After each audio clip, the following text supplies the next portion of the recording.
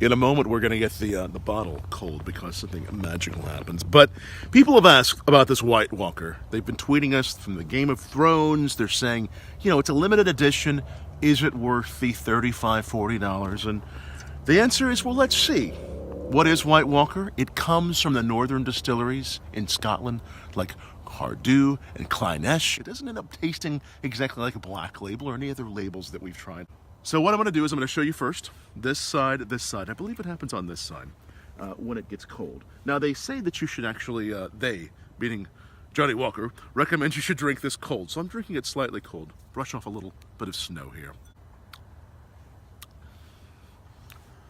One thing I get predominantly up front is vanilla. Strong vanilla, fresh vanilla.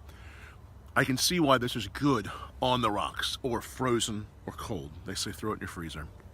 But I'm also getting a back note of some honey, some delicate honey, some creaminess.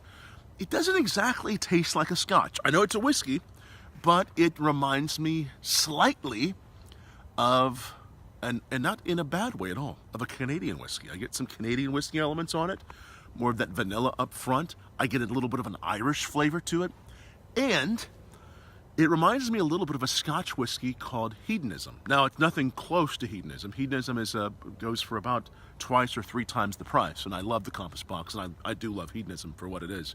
But typically, I don't get that vanilla flavor for it on most Scotches. I do get it on White Walker. Let's see if this has actually done its thing. It has done its thing. Do I recommend it for $40? Well, it's fun to try. If you're a Game of Thrones fan, maybe give it a try. It says winter is here. So here it is, winter's here.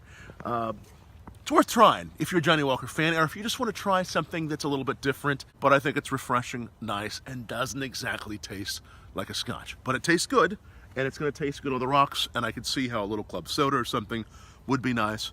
It's fun to try once, but they're doing it as a limited edition because I don't know if they would keep on making this, but it's nice. So cheers to all you Game of Thrones fans. The White Walker, as you can see, those footprints in the snow lead right to another glass of whiskey, which we'll be reviewing next time here on bourbonblog.com. Make sure you subscribe to our channel, like our channel down below. I'm Tom Fischer. And no, this isn't bourbon, but it's some good whiskey.